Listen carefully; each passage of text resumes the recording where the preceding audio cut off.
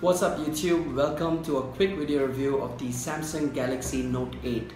Now I just bought this phone yesterday and we did the unboxing, and inside the box we had the Samsung Galaxy Note 8, which is absolutely fantastic when it comes to the build quality, the premium feel of the device. We also had the 8kg headphones, the USB Type-C charger along with a fast charger. So we did the unboxing of the phone and I've been using it now for 1 day, and since I've been historically an iPhone user, I just want to give you my quick take as to whether it is okay for you to move from an iPhone onto the Android ecosystem. Historically being an iPhone user for now past 3 or 4 years, my last Android devices were HTC One and the Samsung Galaxy S5. Now the HTC One was really a nice device when it comes to the fit and finish of the device, but at the end of the day HTC just didn't have the financial might to take on the likes of Apple, and also the camera on that was just poorly executed. Now when it came to Samsung Galaxy S5, it was just horrible when it came to the build quality, and it also had the now famous Samsung lag. So while the camera was great, I was just overall not happy with the phone. But if you've been an Apple user like myself, the last few years there's been a lot of development on the Android space, when it comes to applications, when it comes to the software, and when it comes to the hardware. There's just been an evolution of the devices and what kind of hardware, the premium hardware, the Android vendors are offering. But when it comes to Apple, I think the kind of things have stopped moving or progressing that well since I think iPhone 5. But if you just look at the iPhone 5 and the iPhone 6, the only thing that changed was the screen size. And then from the iPhone 6 to the 6S to the 7 and now the iPhone 8, they all essentially look the same. And if you look at the iPhone 8 and the large bezels that it has, the 8 Plus, it's just not kept up with the competition. So when the S8, the Galaxy S8 was launched, I really wanted, and I was really tempted to go and try Android ecosystem again. But I kept myself in check, because at that time the Samsung Galaxy S8 had a fingerprint sensor which was on the back of the device, and I was hoping that by the time they come with the Galaxy Note 8 they will embed it within the screen itself.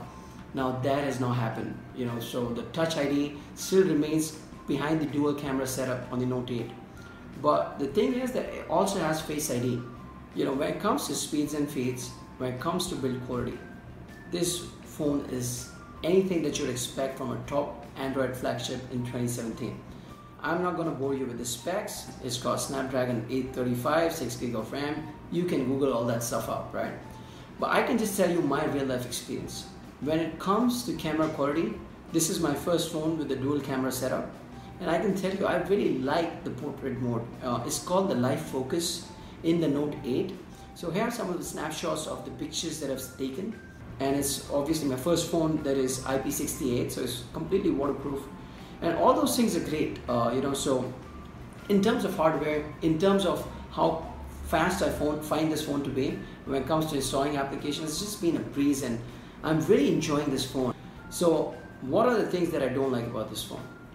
I think after the Galaxy Note 7 fiasco, Samsung has gone really conservative on the battery on this one.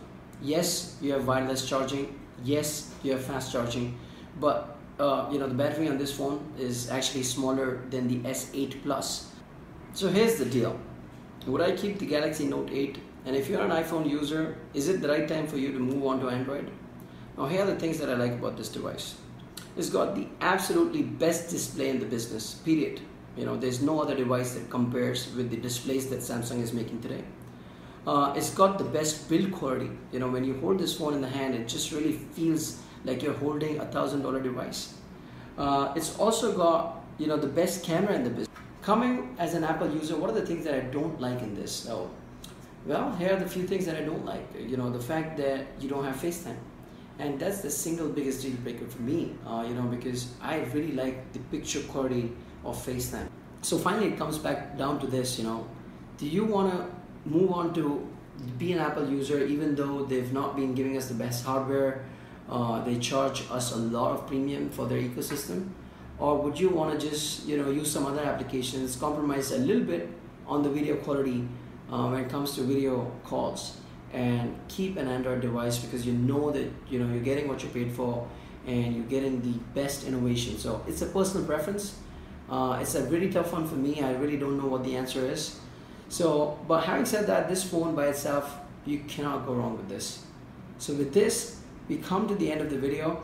Do remember that I do not do this for a living, so remember to subscribe to the channel, like the videos. It helps me, motivates me to create more content and upload it for you. And I'd like to thank you all for watching.